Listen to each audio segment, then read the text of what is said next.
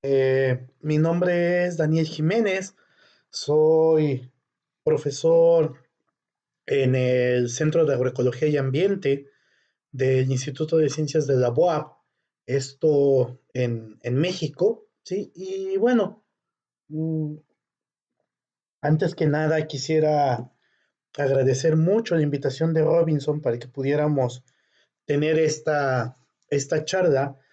Eh, Espero que nos permita hacer una aproximación sobre cuál es la importancia que tienen las variables ambientales en el modelado de nicho ecológico, pero sobre todo también que nos permita entender qué es lo que estamos haciendo cuando seleccionamos un conjunto de variables ambientales para nuestro modelo de nicho.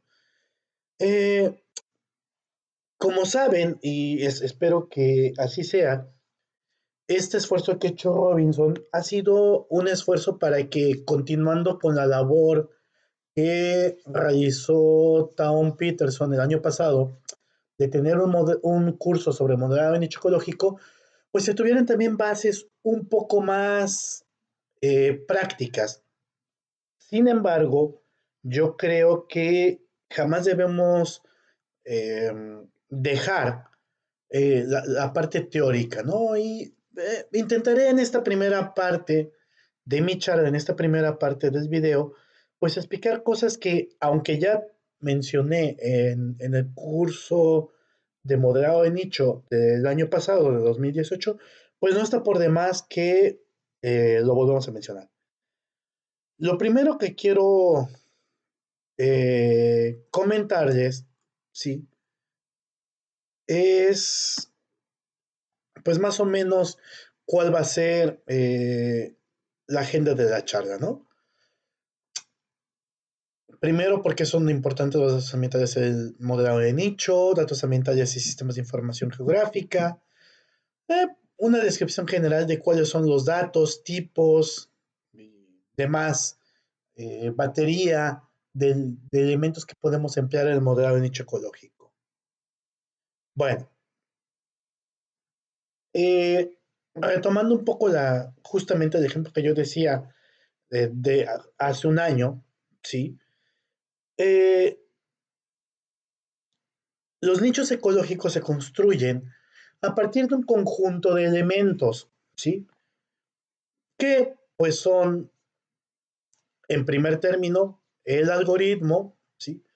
En segundo término, el set de datos que estamos empleando para modelar a nuestras especies. Y en tercer lugar, el conjunto de variables ambientales, ¿sí? Entonces, permítanme convertir mi puntero a láser, ¿sí? Am, Perdón por esto. Aquí lo tenemos. Ok.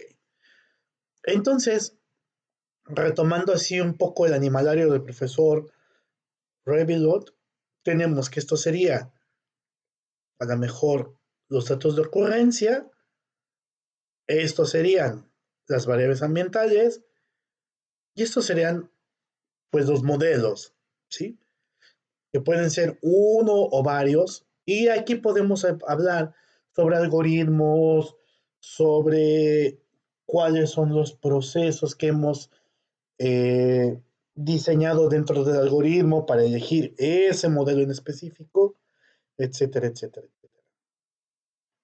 Bueno, ¿qué es lo que pasa si es que nosotros elegimos, por ejemplo, un algoritmo perfecto, con sus parametrizaciones bien, pero si no somos tan cuidadosos, por ejemplo, en limpiar correctamente nuestros datos de presencias o si elegimos mal las variables ambientales, pues ocurre esto, en lugar de tener un elefante, tenemos un arnete, ¿sí?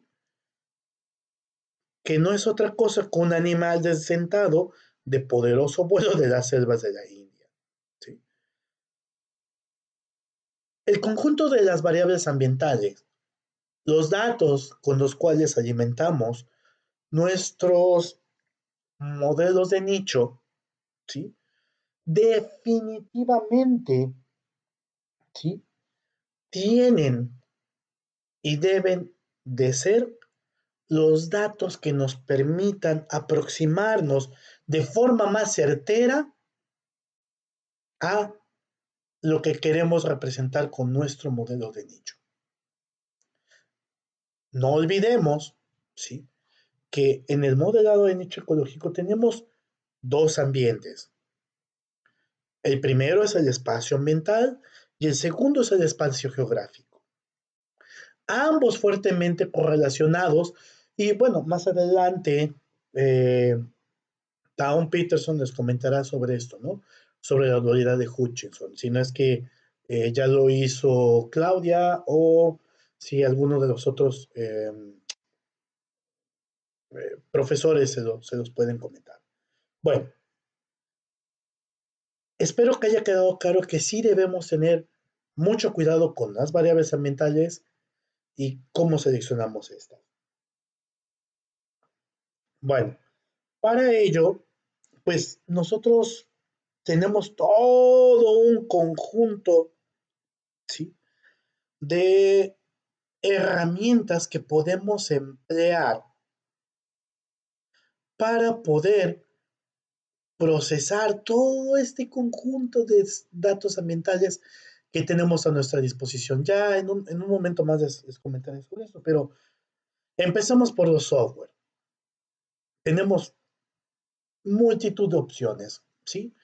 Algunas libres, otras con costos reducidos, otras más que cuestan un montón de dinero, ¿sí? Pero bueno, la realidad es que muchas de las personas que realizan modelado de nicho ecológico, pues se encuentran adscritas a instituciones de educación superior y pueden tener más o menos acceso a este tipo de herramientas. La mayoría de los profesores que están participando en este curso son expertos, ¿sí?, en una plataforma que se llama R. En lo personal, sí, yo soy alguien que trabaja un poco más con sistemas de información geográfica como tal. Entonces, los ejemplos que yo les voy a mostrar, o con la parte práctica que vamos a desarrollar o que vamos a desarrollar dentro de esta semana, va a ser desarrollada en ARGIS. Bueno, un poco la definición, ¿sí?, de qué cosa es un sistema de información geográfica, ¿sí? Y pues es eso, va a ser la herramienta que nos va a permitir manipular toneladas de información, ¿sí? Literal, toneladas de información. En este caso, medidos en terabytes más que en toneladas. Bueno, lo primero que debemos entender es que para poder tener un excelente modelo de nicho ecológico, lo primero que debemos buscar es que este modelo de nicho se ha construido por personas que entienden perfectamente la biología de la especie. Si no contamos con este tipo de información, debemos entonces rodearnos de gente que entienda la biología de las especies. Lo siguiente, pues sí, es que en el modelado de nicho ecológico y en el uso de sistemas de información geográfica requerimos de equipos relativamente potentes. En los últimos años, como ustedes saben, esto ha ido mejorando de forma sustancial. Hoy en día, por no muchos dólares o pesos o bolívares o lo que ustedes quieran, podemos comprarnos más o menos un equipo decente que tolera casi todos los procesos que se construyen en un sistema de información geográfica. Y bueno, sí, el software es importante, ¿sí?, ya que nos va a permitir tener una aproximación a los datos de manera más o menos amigable, ¿sí? Algo que yo siempre les comento a mis estudiantes es que lo que más detesto, de verdad, lo que más detesto es trabajar con cajas negras, ¿sí? Entonces, hay que tomar en cuenta esos parámetros, ¿sí? Que uno sepa perfectamente qué es lo que está haciendo, ya sea dentro del SIG o dentro de la paquetería que estamos empleando para hacer el modelado de nicho ecológico. Y todo esto, ¿sí? Está vinculado a través de información. Información de carácter geográfico y ambiental. Información de tipo biológico. Todo ello es lo que va a construir un modelo de nicho realmente consistente. Y para eso, sí, debemos partir de que absolutamente todo lo que nosotros generemos debe tener un orden, ¿sí? Porque es súper común en este campo observar que las preguntas no se encuentran ordenadas, ¿sí? O que los propios datos no se encuentran ordenados. Bueno, fuentes de datos ambientales. Eh, Creo que la fuente más empleada, ¿sí? Es sin lugar a dudas Working, ¿sí? Este esfuerzo, ¿sí? Que surgió ya hace algunos años, ¿sí? Casi un par de décadas, por tratar de sintetizar de forma asequible lo que está ocurriendo en, en materia de clima, ¿sí? A nivel global. Recordemos que este es un esfuerzo que ha sido fuertemente sustentado por el panel intergubernamental para el cambio climático, ¿sí? Y que, bueno, nos da eh, las famosas 19 variables bioclimáticas, ¿sí? La mayoría de nosotros, ¿sí? Siempre creemos, queremos o pretendemos generar nuestros modelos de nicho a la mejor resolución posible, lo cual es una ambición humanamente entendible, ¿sí? Todos cuando pensamos en WorldClim decimos, yo quiero que todos mis datos estén a una resolución de 1 kilómetro. Lo que realmente tendríamos que pensar es si es que esa es la resolución adecuada para la pregunta que yo me estoy haciendo. No olvidemos que esa resolución de 1 kilómetro no es otra cosa más que un artificio de índole geográfico de la resolución original a la cual fueron construidos estos datos ambientales. Entonces, hay que tener mucho cuidado con esto, ¿sí? Porque lo que vamos a ver ahí es un ajuste, no es la realidad. Hay otro tipo de datos, ¿sí? Como pueden ser datos de índole eh, topográfico, ¿sí? O datos MODIS, ¿no? Datos de sensores remotos, que nos permiten tener, sí, no a 1 kilómetro, sino a 250 metros, información. El detalle es que, bueno, estos datos solo los vamos a poder emplear para modelos en el presente. Ya sabemos cuáles son las variables ambientales, ¿sí? Y aquí les coloqué, por ejemplo, un poco cuáles son las famosas 19 variables bioclimáticas, ¿sí?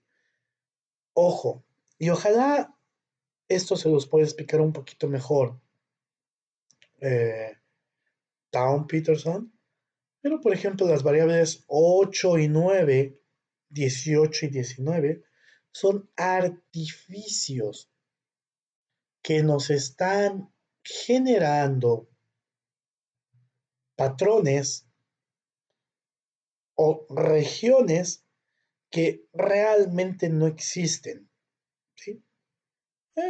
Más adelante les colocaré un par de referencias que hablan mejor sobre esto, si me lo permiten. Bueno, hablando de sensores remotos, ¿sí? Tenemos varios problemas. El primero es la cobertura, ¿sí? Espacialmente no siempre tenemos todas las regiones del planeta. Hay huecos, hay hoyos. ¿Sí? Lo segundo es que no tenemos necesariamente, ¿sí? Todo el espectro temporal que nos gustaría tener, ¿sí? Nos fascinaría contar con información de sensores remotos, no sé, desde los años 50 o desde los años 40, pero no. La realidad es que, por ejemplo, para el caso de los sensores MODIS, tenemos simplemente desde el año 2000 a la fecha 19 años de MODIS, no está mal, ¿saben? Sobre todo si es que queremos hacer trabajos con datos GPS, que ya Claudia les comentó cómo son estos datos, ¿no? Eh, Sin embargo, no podemos aún tener suficientes datos para hacer proyecciones a futuro, ¿no? Eso llevará un par de décadas más en poderse generar, pero se está encaminando hacia allá las cosas. ¿Okay? Hay muchísimas plataformas desde las cuales ustedes pueden descargar datos, ¿no? Yo creo que Globis es una de las mejores, ¿sí? Donde ustedes pueden tener muchísima información que pueden acceder a ella de forma gratuita, ¿sí?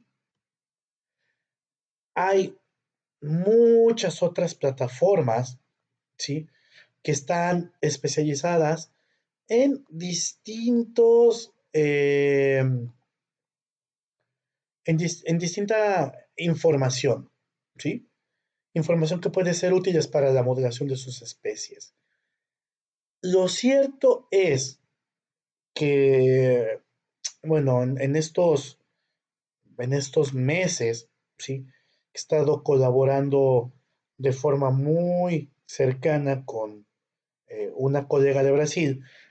Nos hemos dado cuenta que hemos subestimado a veces la información que se encuentra disponible y que nos encontramos casados a veces con información que se nos proporciona en WorldClean, ¿sí? Pero bueno, eso podríamos discutirlo de forma un poco más profunda si quieren en la sesión de preguntas.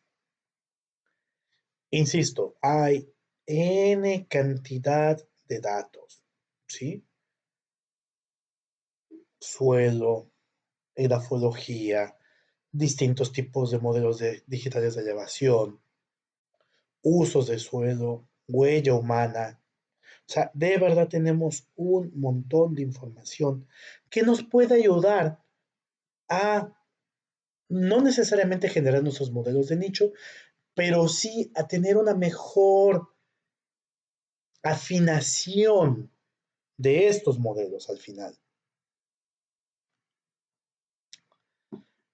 Bueno, eh, ¿cuáles son las cosas que yo quisiera eh, que pudiéramos trabajar en esta sesión práctica? Lo primero es que la mayoría de nosotros, por X, Y o Z razones, empleamos algoritmos como Maxent, ¿sí? Que demandan cierto tipo de formatos, ¿sí? En este caso los formatos ASCII. Entonces, tendremos que aprender a hacer conversiones hacia esos formatos. Lo segundo es que hay tanta cantidad de variables ambientales, ¿sí? Que pues bueno, tendremos que aprender a agruparlas, a reducirlas, a minimizar no minimizar la correlación, sino a atender y a simplificar nuestro espacio ambiental. Sí, para ello podríamos utilizar análisis de componentes principales o simple y sencillamente emplear las variables en su formato bruto, pero, sí, pero reduciendo la variabilidad espacial. Otra cosa es que debemos entender en qué demonios se encuentran proyectados nuestros datos, bajo qué datum, ¿sí? Y bueno, el datum que la mayoría de nosotros empleamos es el WGS84. Les voy a enseñar a cómo definir esa proyección.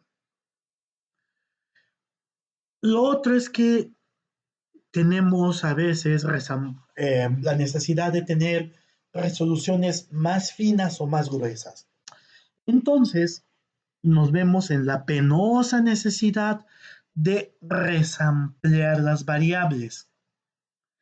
Es decir, pasar cosas que son de píxeles pequeños a píxeles más grandes. Jamás al revés. Sí, ya sabía una vez, se los digo, jamás al revés. Porque si no estaríamos generando, ¿sí?, datos absolutamente falsos. ¿Ok?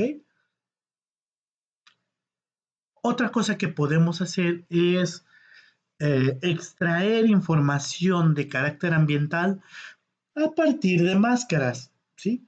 Porque muchas veces no nos interesa trabajar con todo el planeta, sino simplemente con una sección específica de él. Y bueno, aquí vamos a aprender a cómo hacer eso. Y bueno, también podríamos hacer la extracción de variables ambientales a puntos, cosa que es sumamente práctica cuando queremos entender cómo se encuentran nuestros datos ambientales, nuestros datos de presencia en el espacio ambiental. Y bueno, yo sí les quiero recomendar ampliamente, ¿sí?, que visiten esta parte teórica que va detrás de todo esto que les voy a comentar, ¿sí? Visiten, por favor, la página de Biodiversity Informatics Training, que es donde tenemos alojado el curso teórico, bueno, no teórico, sino el curso de modelado de nicho que hicimos en el año 2018. ¿Sí? Y bueno, vamos a la parte teórica, práctica. ¿Okay?